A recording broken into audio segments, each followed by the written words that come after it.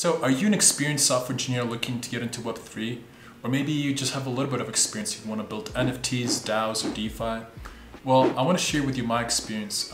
Basically, I've been shipping production code to the blockchain mainly on Solidity and Ethereum over the last few months. And I've been doing this by working with small to medium-sized clients, basically working on anything from blockchain to front end to back end. Now, prior to this, I have about 6+ years of experience as a software engineer. Again, doing everything from front end to back end to DevOps, and I worked with large companies like CBRE, McKinsey, Peloton, and so on, and also worked with small startups. So enough of the intro, let's get straight into it. I'm gonna break this video down into 3 sections. So one is how I transitioned from Web 2 into Web 3. 2 is I want to share with you the pros and cons in Web3 industry, at least as a subjective personal experience for me. And 3 is I want to share with you a list of resources to get started. So how I transitioned from Web 2 into Web 3. Well, I've heard about Bitcoin and Ethereum for a little while now. And at first I was hesitant to get in, right? Because there are a ton of scams and it is a very volatile market. However, basically, over the last year especially, a lot of the people that I look up to, from Kevin Rose to Tim Ferriss to Gary Vee to Mark Cuban, they all speak highly of the industry and they just make me take notice. And then what happened then is about late last year, I bought a few NFTs. And then in February of 2022, I went to Ethereum Denver, which is one of the largest conferences that's free to go. And while I was there, I met a ton of cool people and it just confirmed my decision that I wanted to be in Web3 full time.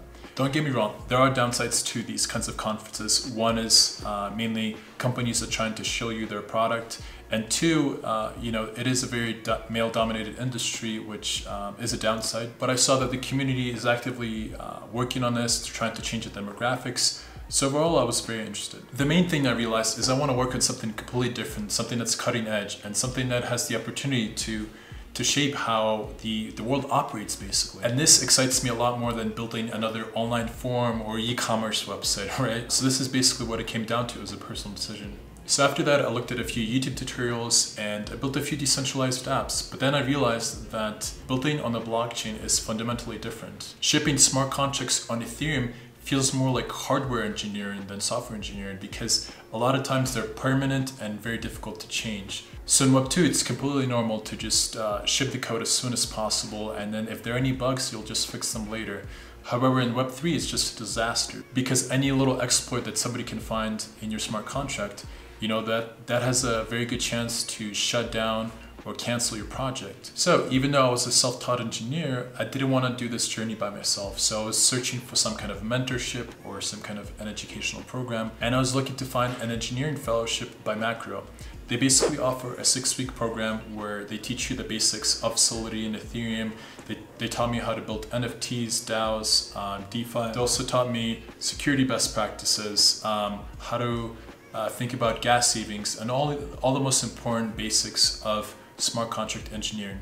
I paid for the course about 1 ETH, which was about $3,000 at the time. And after that, it gave me the confidence to ship production code and work with different clients on helping them with payments on the blockchains, NFTs, DAOs, and so on. And also because I made a great impression on the Macro team while I was doing the fellowship, they actually referred me some of my first Web3 clients, which was very well appreciated. Now, as far as expanding my business and searching for more freelance clients, in the fall, I plan on exploring other platforms for freelance work. There's freeflow.dev and there's dorg.tech. So I'll share with you my experiences as I explore those in the fall and winter. Now I'm shooting this video in August of 2022, and at the time there's about Coinbase and OpenSea, they laid off 20% of their work staff. However, there are tons of companies that are still hiring. And like I said before, in the end, I'm going to share some resources on how to get started and how to find work in the Web3 space. As you're learning, I would also advise you to put your projects on GitHub. So whether you're learning through a program like Macro or you're learning by yourself. So whenever a client or a company is considering you for the role, they'll see that you already have at least some of experience in these different industries, and you'll be a better candidate than others that didn't prepare as much. Now, 2 is I want to share with you the pros and cons of working in Web3. Again, this is a personal, subjective experience, but I want to provide you an honest perspective, because there's one camp that says, oh my God, this space is so amazing. And then I'll have basically have a drink with somebody at a cocktail party and they'll be telling me to my face how this industry is a scam and all of that. So the truth is probably somewhere in the middle, right? There's both aspects to this. So generally there's a ton of really smart and brilliant people to talk with, which is something that's a huge positive for me.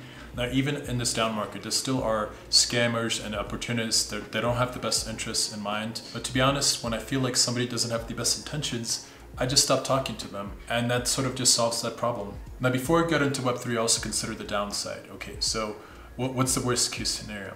Again, I'm somebody that has 6 years of experience in software engineering, but this would probably apply similarly if I had 6 years of design experience or product experience. And the worst case scenario is, let's say, the industry just collapses completely into 3 years, right? So what would happen then is I would probably just go back to Web 2 because I already have a ton of experience and I'm still doing front end and back end DevOps work. So I'm keeping my Web 2 skills sharp as well. So really there isn't much of a downside because the salaries are still pretty good. And I encourage you to make this analysis and really consider like what are the downsides. Maybe you come from a completely different background and you have different factors to consider. Now, what I find the most exciting is that I'm just learning so many new things every day. We're in so many different cutting edges of different niches, different industries, and this is a huge positive for me. Lastly, I find the work a little bit more stressful than in Web 2 because again, I'm deploying permanent contracts on the blockchain. So the way I think about it is that I just need to be a lot more attentive to detail. There's really no room for mistakes, but it basically forces me to learn with concentration, be very methodical, and to collaborate with others and review each other's code. And after a while, I'm sort of getting used to it now. And that's basically that.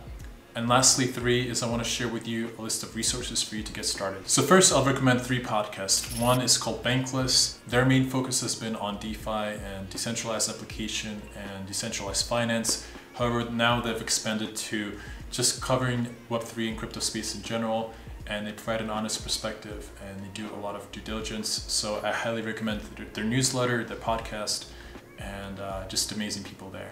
Number 2 is I'll mention the Proof Collective.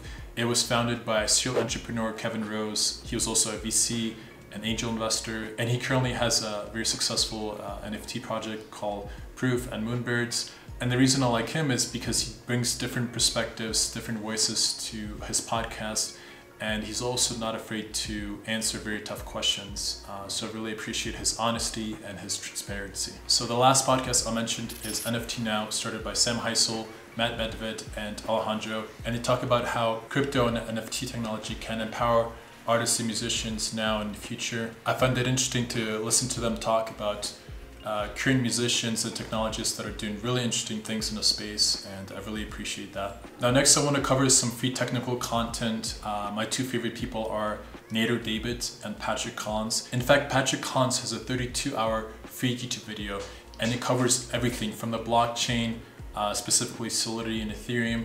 It covers how to do front-end, back-end, different kinds of applications like NFT, DAO, and DeFi stuff. So I highly encourage you, if you have a little bit of experience, to just go through that entire course and you will learn a ton. Another thing that I mentioned already is the fellowship called zeroxmacro.com.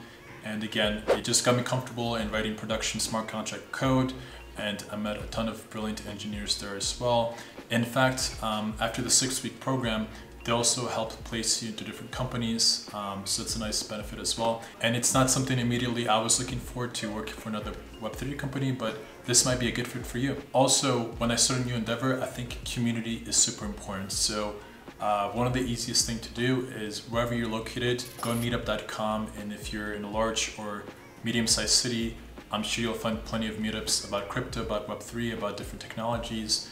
Also, be on the lookout for different conferences. For example, I'm currently live in Mexico City, and this weekend there's a huge hackathon where Vitalik Buterin will be presenting. But there's small and big conferences all around the world, from Europe to Asia to Latin America to United States and so on. So definitely check those out. Lastly, there's a ton of online communities. One of the biggest ones is called Developer DAO, where basically different software engineers and technologists, they work together and try to learn new things, try to help each other out as much as possible.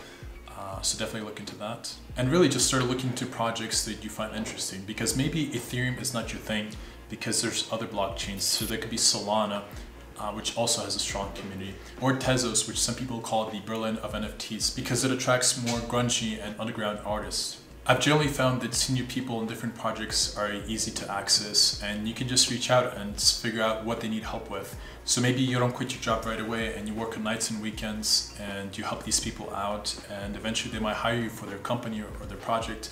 And that's probably a more measured approach to get into Web3 so that you wouldn't have to quit your job right away. So my goal is to work on impactful projects in the Web3 space, to document my journey as I'm learning things, to break down complex topics, or could be even new topics, and help other people get into the space. So if you like this video, like and subscribe, and have a good day. See ya.